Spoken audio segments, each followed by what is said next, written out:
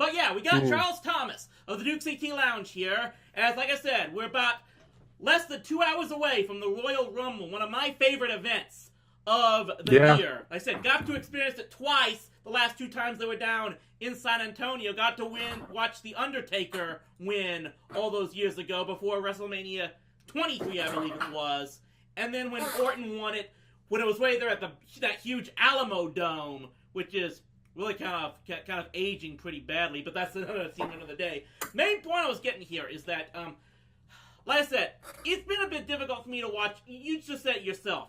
It's actually been difficult for me to watch a lot of stuff other than the pay-per-views. In fact, right now, Monday nights for me have been reserved more for Radio Dead Air than Monday Night Raw, believe it or not. Well, mostly... Yeah. Go ahead. Well, no, just about to say that even though, Nash's main segment, What the F is Wrong with You, always comes by the time Raw is over. But even that's kind of been watching most of even the early segments of RDA more than Raw for the most part. And for me, I did, my little live stream for the most part. Just sitting there completing Riddler trophies and such in my previous one in Batman Arkham City. And now I'm basically, fooling around in the world of Twilight Princess, if you want to take a look. But, sure. I just cannot watch. In fact, the stuff I watched was seeing, if you want to talk about the weird decisions of, Finn Balor just looking strong against like Braun Strowman and Brock Lesnar. I'm like, okay. We'll get to that. Maybe get to that in a bit, but we're talking about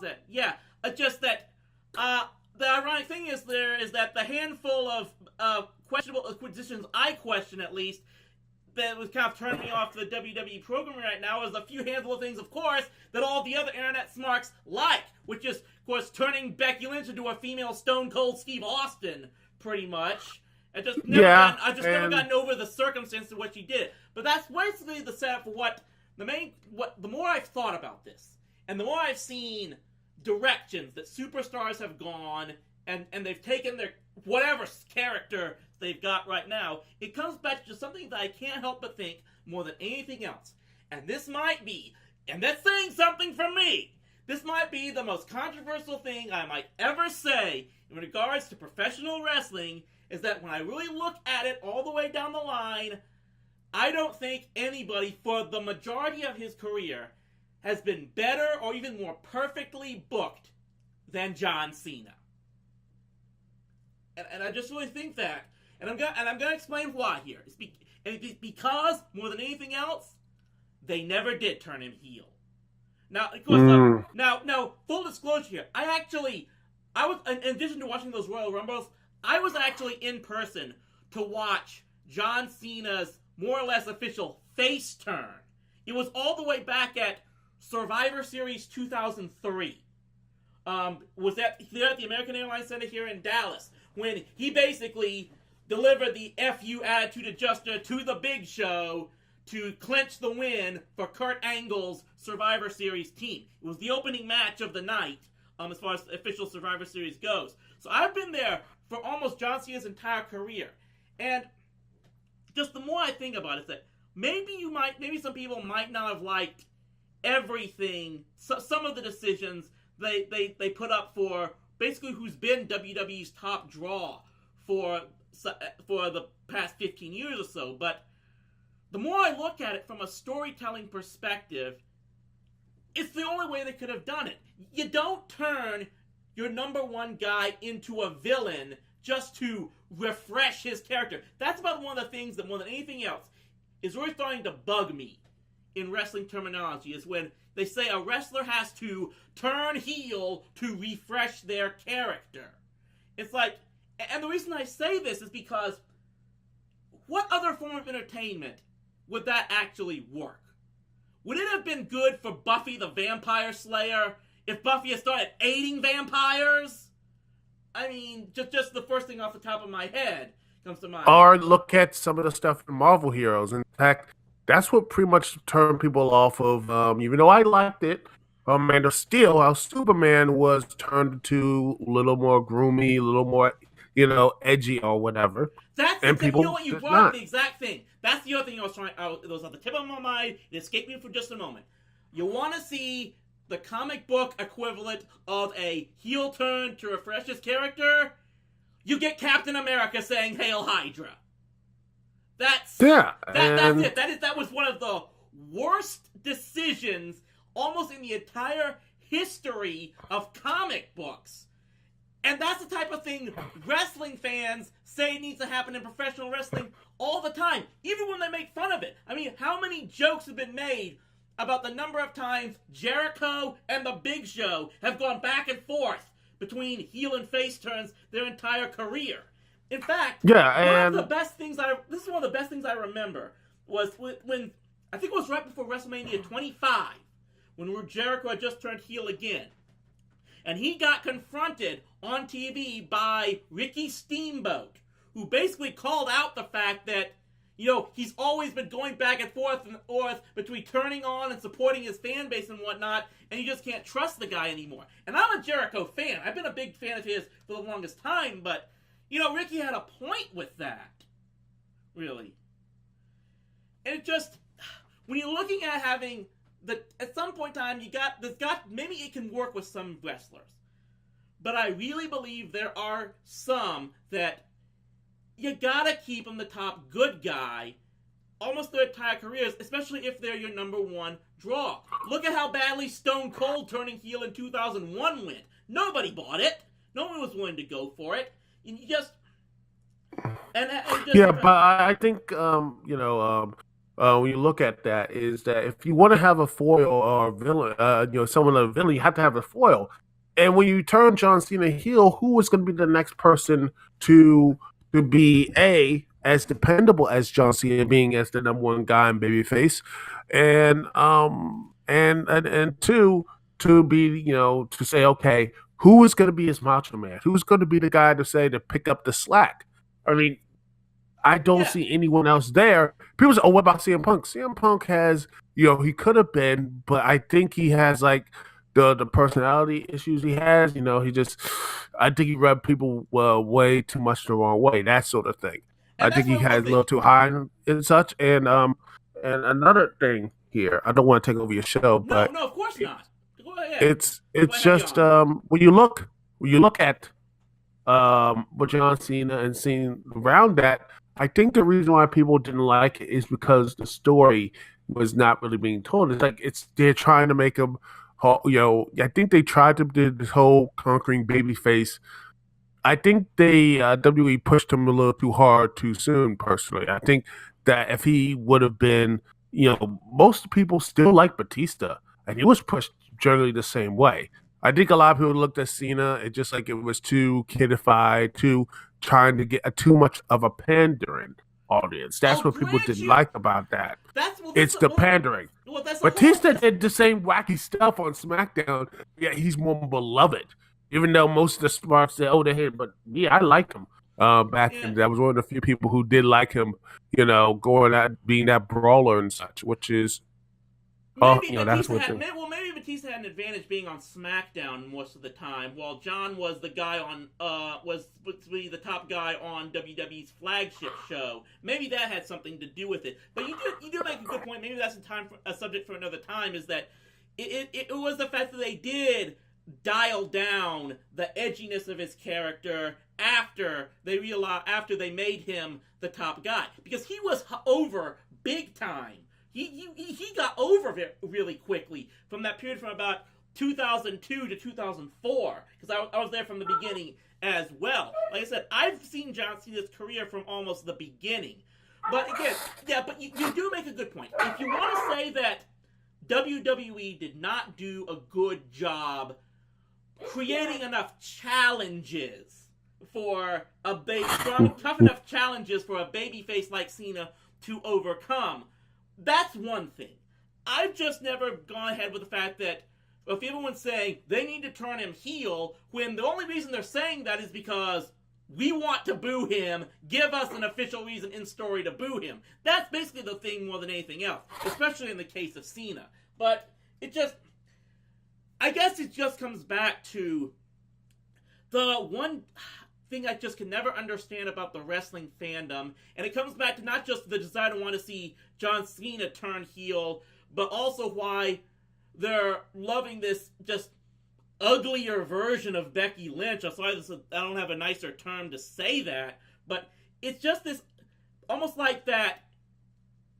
Really, they want to be. Everyone watching wrestling wants to be an edgelord almost. Like, yeah, it just seems a more, not just edgelord, but a little bit like a self-masochistic. Yes, boo us for liking this stuff. I'm like, I'm getting really tired of that. In fact, that's, you don't talk about fandoms pushing things away. So this fandom can be a little loud sometimes. Heck, I watched, like the NXT UK. People were talking about it. I was like, I didn't see the big deal.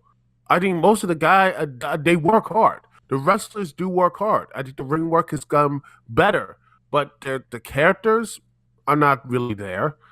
The showmanship, all this stuff is not there anymore.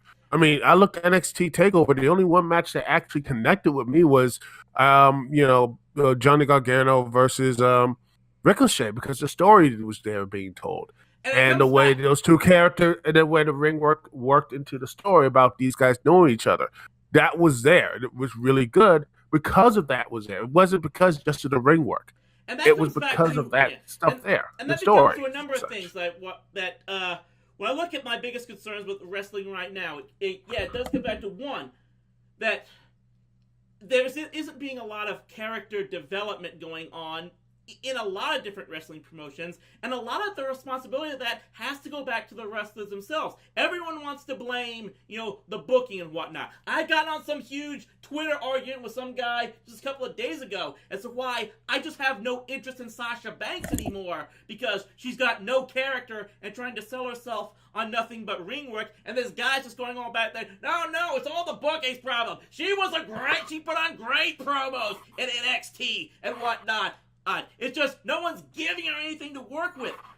At some point in time, the wrestler has to show and try to show exactly. Something. It's like, say, dang it, here it is. I gotta go, and that's so we went about Cody and all those. They actually took the initiative and did something and such, and pushed themselves to do something with AEW, AEW, and that stuff. And I'm hoping to even attend. I think I might try even attending that AEW major event in Las Vegas in June, if I can manage. I actually grabbed a Celine Dion ticket for her performance the night before. I'm the kind of weirdo who will go to a Celine Dion concert one night and then wrestling the next. That's the kind of wacko I am. But yeah, it's basically like, the next point I was getting to is, one, there's not a lot of character development. Two, it's that they're trying to pander to that online wrestling that wants every character to be edgy, and whether they like it or not, that's not what WWE has been for most of its time. Yes, it was like that in the Attitude Era, when they really had little choice, because everything was dark and edgy, and trying to be, I'm trying to find the right word besides dark and edgy, but that's probably the one thing you think of. That's what everything was like in the late 90s, when everything was. But for the it was a shakeup. It was something that was WCW put more into that realistic, grim and gritty type of, and such. Because again, look, WCW started with the NWO, and WF followed with the Attitude Era, basically crimming like basically a softer version of the ECW and such, which, funny enough, Vince was secretly paying them and everything else. So it's that type of the situation, and I think people are nostalgic for that. But I think what things they really do miss is that characters, consequences, things that just felt like every show mattered. But it basically, and that's what it is. And go ahead, sorry. But the main thing was is that outside that Attitude Era, WWE for the most part has sold itself on being a goofy, cartoony, more family-friendly style of almost like an 80s action cartoon. And whether they want to admit it or not, when they've got the right characters in place to sell those type of character storylines and promos, it's worked for them. Now, you want to say that right now they might not have the talent to pull off those type of characters. That's one thing. And that actually goes back to what I think someone else said, when everyone talks about how this is the greatest period of wrestling ever if you just look at it. Well, that's if you want to watch just the athletics and stuff, which again, I'm sorry to say this, I'm not one of those guys because if I want that, I'll go watch baseball or basketball. I watch it for the characters and the storylines. And in that sense, this is one of the lowest periods of wrestling almost, as far as selling good storylines. Maybe AEW will deliver something good. I'm willing to give it a shot if I could watch it whenever possible. But it does comes back to the fact that if you want to say there's not enough characters in wrestling right now, that's one thing. But they keep saying the only thing WWE could do is either one, go back to being to basically doing blood and boobies in their shows all the time like they did in the Attitude Era, and they're still doing a lot more like innocent stuff with some of these promos, these segments they've done in recent episodes of Raw, but also they think, again, you're trying to focus the most on the in-ring action and edgier storylines. That's just not what WWE is about. And if that's what you don't want to watch, that's your business. But you can't just keep going and claiming that, well, they have to do it my way in order for them to succeed when history has stated it really hasn't. No, and that's the thing. WWE, to me, when it's at its best, is that huge comic book, that type of whatever it is, that big the age of WWE. You notice the higher numbers, the higher things. In its past, it was that huge connection with the audience and connection to that stuff.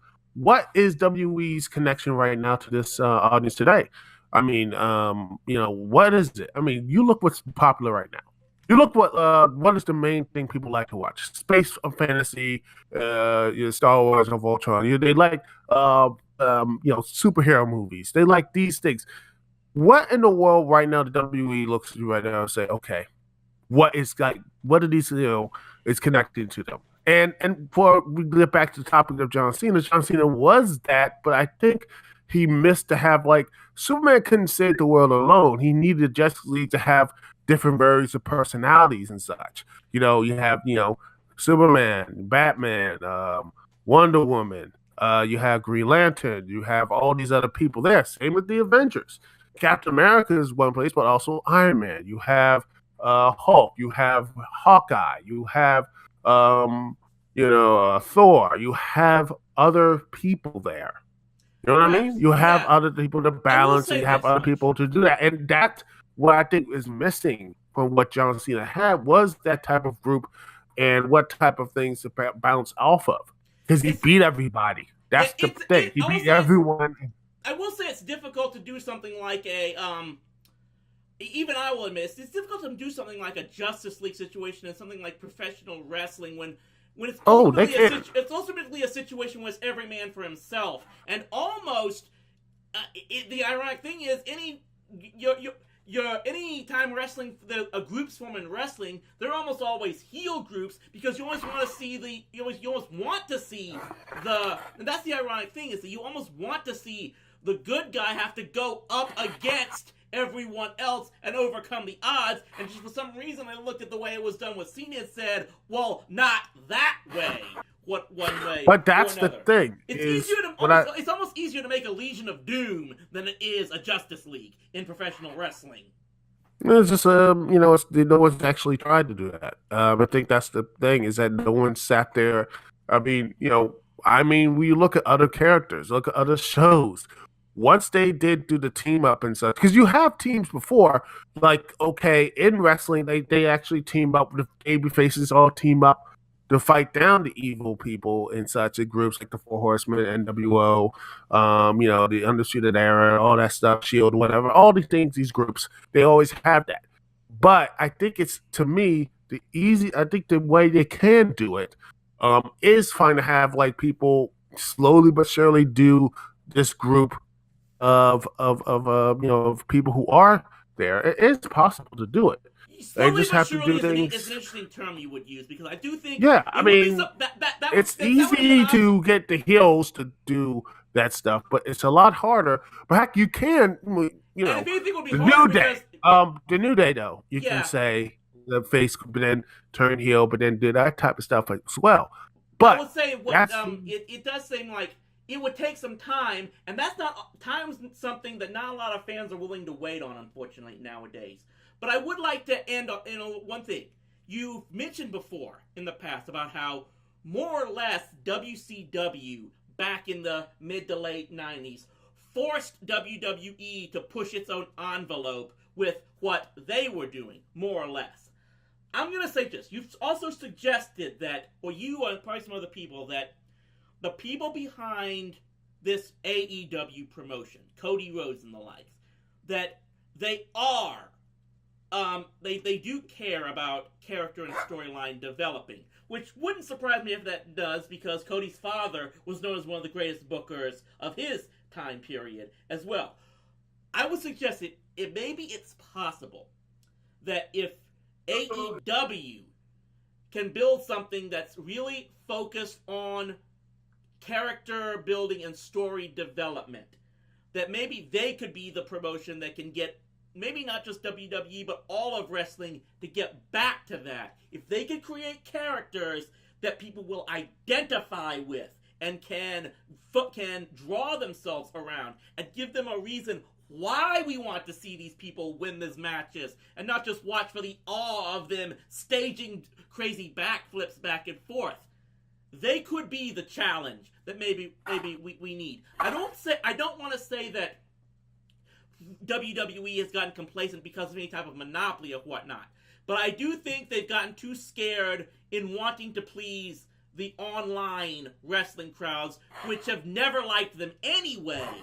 And exactly. I think don't piss off people that don't go after an audience that is not really there. And I think that people who are going to be fans. I mean, look, I don't want to be, because we're online, we're talking WWE, but yeah, I think wrestling fans really need to okay, if you don't watch WWE, there's other stuff there, New Japan, Impact, all the other stuff is there. But I think that wrestling fans need to look and say, maybe if we take, look at the core group of what wrestling is and such, it can be something really good and special. Because again, I saw there was some good stuff in NXT. Even though the matches ran a little too long, personally, I think that's one of the main problems with injuries, because those wrestlers are going on way too long matches. That's a discussion for another time. Yeah, but I think you can do that. You can have the storylines. You can have it because again, the athleticism is there. The ring work's there. All we need is that second part into it. Because once you get that second part, I think it would be something really magical, something beautiful that everybody could get in and say, this was actually pretty fun to get into for everybody to jump in. Because again, once I believe wrestling can get everything together, it's probably the best comic book and the type of entertainment that stuff that people seem to love and hate and whatever. But but yeah, one of the best things wrestling can be is that big escape, big live action comic book, because even in WCW they had huge big characters when they actually were at the top. They had their loud boisterous characters.